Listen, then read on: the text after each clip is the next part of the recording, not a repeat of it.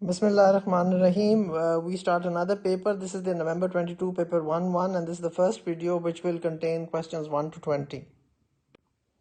Please download this paper and attempt the paper before you actually see this video so that you can then find out where you read wrongly or where you attempted the question wrongly, so that this video is beneficial to you rather than just looking at this video and then just looking at the answers. Now I want you to all to be very aware of the grade threshold of this paper. And the grade threshold of this paper is, as you can see, in component 1, and 1, 2. So the marks are 40. In one of the papers, 28 out of 40 was an A. In the other paper, 30 out of 40 was an A. And then B 24, and then C 20, and then D 16, and then E is a 13 out of 40.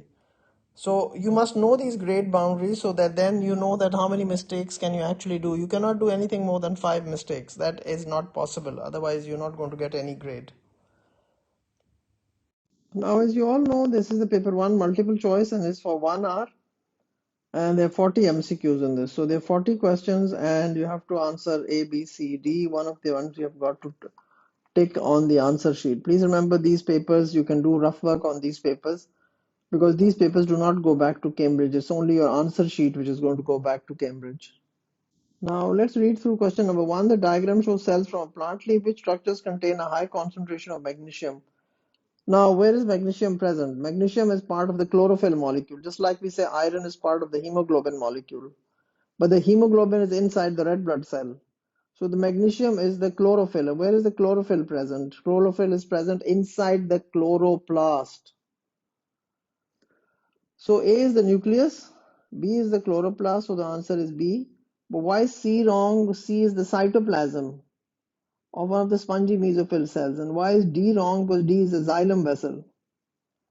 So what we have to understand is what are they really asking you? They're asking you where is the high concentration of magnesium. Magnesium you've got to associate with chlorophyll. And chlorophyll is a pigment which is going to absorb light, and chlorophyll is present inside the chloroplasts. So if somebody doesn't know that, you better now know that. Question number 2, what are the functions of xylem vessels? Now definitely if you look at it, this is the wrong one. Because xylem vessels transport water and ions. They do not transport sugar. So the one which is a rock, so only these two are correct. This is how I do papers. I first look at the wrong ones, which is the wrong answer. Sometimes there's only one wrong answer. Sometimes there are two wrong answers. Now you are narrowed down to transporting sugars. Now you realize that they do not transport sugars. That's right. So these would be either correct. This would be wrong. Why? Because they do not transport sugar. So the one which is a tick would not be. So this would be the wrong one. So C and D are wrong. Now we are left with A and B. Now in A is strengthening roots and stem and supporting the leaf shape is cross, and B is strengthening the root stems and supporting the leaf shape. So the answer is B. Why is the answer B? Is because you see the xylem vessels have lignin, and lignin actually strengthens the roots and the stem wherever xylem is present.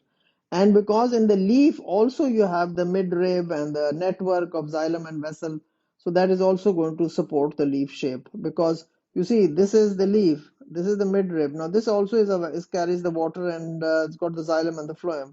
And then these have also got the xylem and the phloem, the network as well.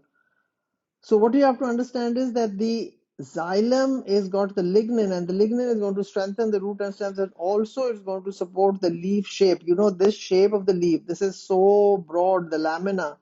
This is because of this. It's got these structures in it which are actually supporting it, the vascular bundles in the form of a network.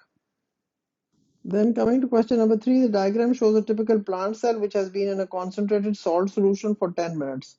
So outside there has been this has got a salt solution, a very concentrated salt, so a 10% salt solution. Now which numbers structured are partially permeable? So what is 1? 1 is the cell wall. This is fully permeable. Number 2 is the cell membrane, which is partially permeable. And 3 is the cytoplasm. So now you've got to figure out which one is it. So the answer to this is D. Why is it D? Because it's only the cell membrane which is partially permeable. Now another question which I remember came into the paper is, now where would this 10% salt be present? It would be present here. Why would it be present here? Because the cell wall is fully permeable, so it would have entered and it would be found in this space. So, I mean, another question which can come in your exams is that this 10% salt, where is it going to be present? It's going to be present here because this cell wall is fully permeable. And now the cell membrane has left it. Cell membrane has come inside. The cell membrane is now here. This is the cell membrane, which is partially attached to the cell wall in certain places because of the plasmodesmata. So this is the cell membrane, which is now left the cell wall. It was very closely adhering to the cell wall. Now, question number 4, O-level students, please remember when you read a question, read it very carefully and pick out the ones which are totally wrong. Which row applies to active transport? Movement across from region of higher concentration, region of lower concentration is rubbish. Movement occurs from region of lower concentration to higher concentration. So it means it's either this or this. An example of ion uptake, yes, ion uptakes are by active transport. An example of water uptake by root hairs, no, that's osmosis. That's not active transport. So that is why what you've got to understand is when you read the question, you've got to be very careful and you have to realize that is why the answer is C. It is not active transport, is not movement across the region of higher to low. So it is across region of low to high. Example of iron uptake, yes. And it is not water uptake by root hairs is by osmosis. It is not active transport. Question number 5. Which statements are correct? Enzymes are proteins and function as catalysts. Enzymes are changed by the reactions they catalyze. Now this is absolutely rubbish. So I would have picked it up like this. Wherever there's 2, that's wrong. There's 2 here, there's 2 here, there's 2 here. So all these 3 are wrong. And then I would have said, okay, fine. C is correct. Yay. The lock and key hypothesis explained the way that enzymes function. Of course, it was not a very difficult question because when I look at the A-level questions, they're of course very, very super difficult. But when I look at these questions, I know I am trying to analyze from your point of view as an O-level student where you're going to be where you're going to have problems in really understanding the question. So enzymes are protein function as catalyst, fine. Enzymes are changed by the reaction. We know that the definition of enzymes and enzymes are unchanged. That's why they keep on working because they are unchanged during the reaction. The lock and key hypothesis explains the way that enzymes function. So question number 5, the answer is C. This is the correct answer. Then question number 6, the diagram shows the effect of temperature on the rate of an enzyme controlled reaction. Let's look at this question. What is the explanation for the part of the graph labeled X? So what is happening? There's a temperature. Please remember when you're doing this, put some figures here. 10, 20, 30, 40, 50 or something like this, 1, 2, 3 or anything. And what has happened is that as the temperature has increased, the rate of reaction has increased and then up to this point it has increased and then it has decreased and then it has become 0 at this point at 50 degrees Celsius. So if the temperature is in degrees Celsius, then this now X is just a little before that. What is the explanation for the part of the graph labeled X? The temperature is dropping, the substrate is starting to run out, the enzyme is becoming denatured, the enzyme is starting to run out. Now what is happening? The rate is decreasing. The rate is not 0 as yet. And the temperature is not decreasing. The temperature is, in fact, the temperature is increased from 10, 20, 30, 40, 50. The temperature is increased. The substrate is starting to run out. Starting to run out? No, because we don't even know that. That's not given in the question. The enzyme is becoming denatured. Yes, that was the answer. The enzyme is starting to run out. Why would the enzyme start to run out? It says the diagram shows the effect of temperature on the rate of an enzyme controlled reaction. So when you're thinking of an enzyme controlled reaction, I always say, okay, look at it, think of it like this. This is a substrate in it, and there are 1,000 of these. And there are maybe 100 of these. So always keep in mind enzyme reactions, how they're working. I mean, anybody who's not even a bio student should be able to, not a very keen bio student, I'm sorry to say. Some of you are not very keen students, some of you are just doing it because you have to do it. Otherwise, you're not very fond of biology as a subject, which is sad, which is very sad. Makes me sad. Question number 7. A small mountain lake has aquatic plants growing underwater on the lake bed. So this is a lake bed and there are underwater plants growing and we have these plants growing here and we've got the water here up to here, and we've got these plants growing on the lake bed, right? And then we've also got some soil, we've got some mud here. Now it says, shortly after heavy rainfall, the mud on the lake becomes stirred and the water level rises. Because of the rain, the water level rises. But now this has become very muddy. It says the mud on the lake bed becomes stirred up and the water level rises. So why does this cause the rate of photosynthesis of these plants to fall? You know, rate of photosynthesis would fall only what? Rate of photosynthesis is dependent on temperature, light intensity, and CO2 concentration. TLC. TLC, temperature, light intensity, and CO2 concentration. Now, what is happening? Because the mud, now it has become muddy, the water, so it's not clear. If it's not clear, that means less light can pass through it. So, part C, lower light intensity. Lower light intensity. Now, why would there be extra carbon dioxide? There, the information they've given you is that aquatic plants growing underwater, heavy rainfall. So why would there be extra carbon dioxide? Why would there be extra nitrates? Why would there be lower oxygen concentration? So basically it's lower light intensity, because from the information you only know the mud on the lake becomes stirred up and the water level rises. Water level will rise because of the rain, not because of these structures. Then question number 8, some plants have large leaves and are growing well, but the leaves are turning yellow. Which factor is likely to be causing this problem? When they turn yellow, what happens? There's a lack of magnesium in the soil. So basically the answer would be A, but there's not a lack of water in the soil, not enough sunlight. Sunlight would not make them yellow. They would not let them grow much. Yes, there would be less growth, because less light means less growth. Too much nitrate in the soil, well, it could make it concentrated and the roots could, but then of course we're talking of, it isn't talking of, it says that the leaves were only turning yellow. So too much nitrate in the soil would not make them yellow. Less nitrates would probably make them yellow, because you need nitrogen even for the chlorophyll molecule.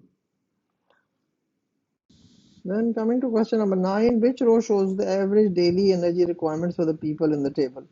You see, I would always be looking at, okay, this is 15,000 maximum. You see, we know that the maximum requirement would be of a manual laborer, because you see, a manual laborer has a lot of muscular work to do, and that is what we need more energy requirements. You need more fats, you need more carbohydrates for that sort of work. So I would say, okay, where is the manual labor should be? Okay, so I would have said, okay, fine, it can be either B or D. You see, there can't be anything else, because then you can understand, because that is going to be so we're going to now see which one would be correct. So this is a 6-year-old child, then teenage girl, and then a pregnant woman. This is a teenage pregnant 6-year-old child. We know a 6-year-old child very small, we need less energy.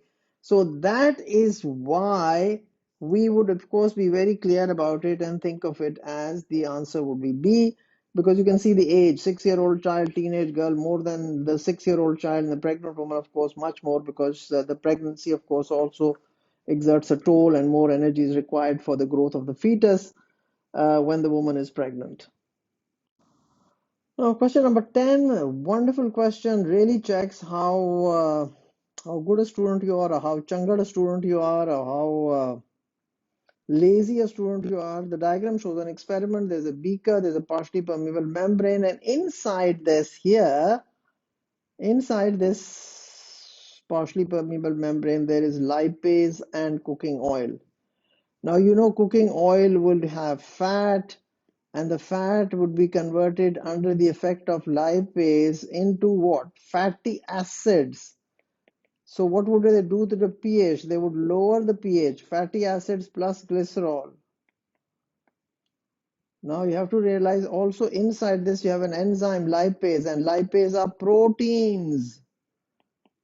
So, this is again a student, that's what I said, you decipher between the good student and the changad student. After 30 minutes, test was carried out on the contents of the membrane bag on the water in the beaker. So this water in the beaker, which is this one we are talking about, the water in the beaker is this one outside. So the water in the beaker. Now it says which row shows the results of the test. So bio test on the water in the beaker. Well, there is no protein here. The water contains no protein. Why? Because the lipase is a large molecule. It cannot come out of the partially permeable membrane. So there's no, so it has to be blue. Bio test when it's negative has to be blue. If it is positive, it turns purple. Now it says bio test on the contents of the bag. Now this is where the student will not get it correct. And I know even the students who will not get it correct. So the biuret test on the contents of the bag. Contents of the bag were these ones inside, the green ones. What did they contain? They contained lipase. Lipase is a protein, so it would be purple. Lipase is a protein. Protein tests positive with the biuret test. And why would they be the pH of the water in the beaker? Why would it be low? It would be 5.5 because loads and loads of fatty acids have come out into the water. So the fatty acids have come out into the water. The fatty acids which have been formed by the breakdown of the fat by the enzyme lipase into fatty acids and glycerol. So that is why the good student will come up with the answer which was B, because it was blue, purple and 5.5. A very good question. Which function is not carried out by the liver? So that means you have to say, okay, what functions are carried out by the liver? So you have to understand is breakdown of alcohol. Yes, liver converts glycogen to glucose. Yes, formation of urea takes place in the liver. And digestive enzymes are not produced by the liver. They're produced by the pancreas. They're produced by the salivary glands. They are produced by the wall of the stomach. They're produced by cells in the wall of the intestine. Digestive enzymes are not produced by the liver. The liver has this gallbladder and bile salts. There is no enzyme which is produced by the liver. Which statements about root hairs are correct? The cell membrane can allow movement of water and ions into the cell. The cell vacuole extends into the root hair. They are formed as extensions of the outer layer of the root cells. Now, I have just shown you a diagram. This, of course, this diagram is one which I have just got from the internet. Now, you can see the root hair. The cell membrane can allow movement. The cell membrane can allow movement of water and ions. Yes, of course it allows movement. Whether it is by active transport and osmosis, that's a separate story, but it does allow the movement of water and ions into the cell. It didn't say it only active transport occurs across it, because even if it's active transport or osmosis, but it allows the movement of water and ions into the cell. The cell vacuole extends into the root hair. You can see that very much here. I'm sure all of you can see this here. I can see it in this diagram, how the vacuole is extending into the root hair. And they are formed as an extension of the outer layer of the root cells. So that is why the answer is A, 1, 2, and 3.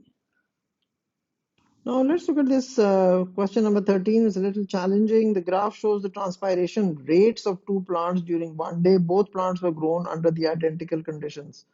Now this is the transpiration rate. So here it's 10, 20, 30, 40, 50, 60. So it's increasing in this order. You can see this arrow increasing or arrow is in this order. So if this is 10, then this is probably 100. Just giving you an example. You can write anything. You can write 1 to 10 as well. So which statement explains what the graph shows? Now you can see the transpiration for plant X is maximum at this time, and for plant Y it is maximum at this point, and then it is maximum at this point. Now it says which statement explains what the graph shows. Plant X closes its stomata during the brightest part of the day. No, transpiration is highest in plant X in the brightest part of the day, which is 12 noon. Well, this is from 12 night, this is 12 night, and this is 12 noon. So this is wrong. Then plant Y closest to stomata during the brightest part of the day. Yes, plant. Now when you can see the Y plant, which is this color which I'm showing you, Y plant is zero transpiration at this point at about 12 o'clock, which is noon time. So the answer is B, but why is it wrong at C? C says plant X and Y close their stomata during the brightest part of the day. No, because plant X is transpiring more, transpiration rate is high, plant Y transpiration rate is less. So this is wrong because of this. Plant Y has no stomata. I mean, how do we know from the graph? We can't tell from the graph that the plant Y has no stomata. It is transpiring. Now you can see the plant Y is transpiring at this point and plant is higher transpiration at this point. So how can we tell from the graph that the plant Y has no stomata? Which statement explains what the graph shows? The graph does not show you anything about the number of stomata, or that it is just telling you a transpiration rate. It's not telling you anything about. We of course know that transpiration occurs through the stomata. If the stomata are open, then transpiration is going to take place, otherwise it's not going to take place. Then let's look at question 14. Some people have a rare heart condition in which the lower left chamber. So lower left chamber, this is the left ventricle. Left ventricle has not developed properly and is much smaller. So it is very small and it is not normal, it's smaller. The immediate result of this condition is to cause lower than normal blood flow into which blood vessel? So which blood vessel arises from the left ventricle? Now if you don't know that, you must be a high degree of Changar. So the answer is the aorta, because from the left ventricle arises the aorta, which then of course is the largest artery of the body, and it gives out branches to the rest of the body and it carries blood at high pressure. So the immediate is to cause lower than normal blood flow into which blood vessel? So they want to know which blood vessel arises from the left ventricle. Then coming to question number 15, the tissue transplants are normally rejected by the body unless the transplant tissue and the patient are very carefully matched. Which component of the blood is responsible for the rejection of transplanted tissue? Now we all know that the answer is D, because white blood cells make antibodies against it. And so it's not the plasma, it's not the platelets, it's not the red blood cells, it is the white blood cells which make antibodies against the transplanted tissue, and that is why it is rejected. The diagram shows the movement of substance between blood and capillary and tissue fluid. High pressure, low pressure, tissue fluid, water, oxygen, glucose, tissue fluid, water, carbon dioxide, tissue cells. By which process does water move from the tissue fluid to the capillary? Well, water moves from the tissue fluid to the capillary. It has to be osmosis. Always remember, water has to be osmosis. Can't be anything else.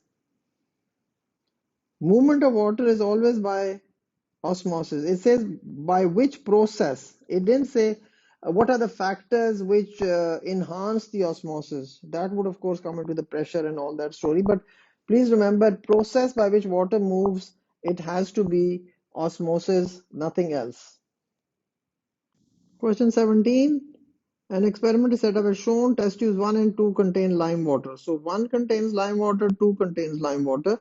Lime water is a clear solution, turns cloudy in the presence of carbon dioxide. Air is pumped through the apparatus. So air is coming in here, it goes in here, and then it goes in here. But here we have a solution to absorb carbon dioxide. So this one is going to be clear because there's going to be no carbon dioxide. And then this one, why is this one going to become cloudy? It's going to become cloudy because these living animals are producing carbon dioxide, and that carbon dioxide is entered the air and then is going in and bubbling here. So this is going to turn it into cloudy. So that is why the answer to 17 is B. Test tube 1 is clear. Why is it clear? Because all the carbon dioxide has been absorbed by this test tube. So test tube 1 would be clear and test tube 2 would be cloudy after 10 minutes. Then question number 18, which equation represents anaerobic respiration in yeast? Now we know the first line is correct, glucose is always correct. Now in yeast we know ethanol is produced, but with ethanol, number one, we don't have lactic acid. Lactic acid is only produced in humans.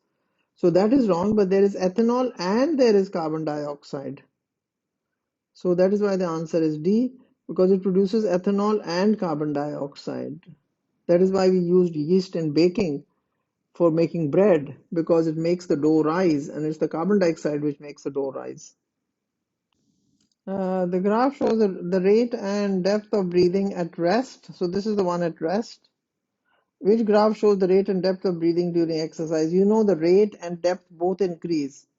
So rate and depth both increase. So here you can see in seconds we have 3 breaths per whatever that time is. Here also it's 3 breaths, so this is wrong. And there of course this is the same as that, so this is wrong. So C is correct because the rate and depth both are increasing. Here the rate is increasing, but the depth is not increasing. So that is why the answer was C. Then coming to question number 20, how do the concentrations of oxygen and urea in the renal artery compare to their concentrations in the renal vein? So oxygen in the renal artery would always be higher. Why? Because you see it'll go in and then the oxygen will be taken up. So renal vein will have less oxygen. Urea will be more in the renal artery, less in the renal vein. Why? Because the urea is going to be filtered out of the blood and then will be passed out in the urine. So urea and oxygen in the renal artery would be higher, and so that is why the answer to 20 is A. Oxygen in the renal artery is higher, urea in the renal artery is higher, because please remember renal vein always contains a little bit of urea, but it still would be, because that is going to come again in a few seconds. It's going to come again and then it's going to be filtered out and removed from the blood. So urea is removed, the kidney removes the urea from the blood and then it's passed out of the body as urine. The urea is passed out of the body as urine.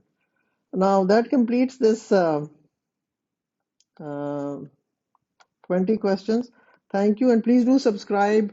We're trying to reach the 10,000 mark, and I would ask you to ask your friends to all subscribe to the YouTube channel. And I will continue this in the next video, which is the second video which follows this video. Thank you very much.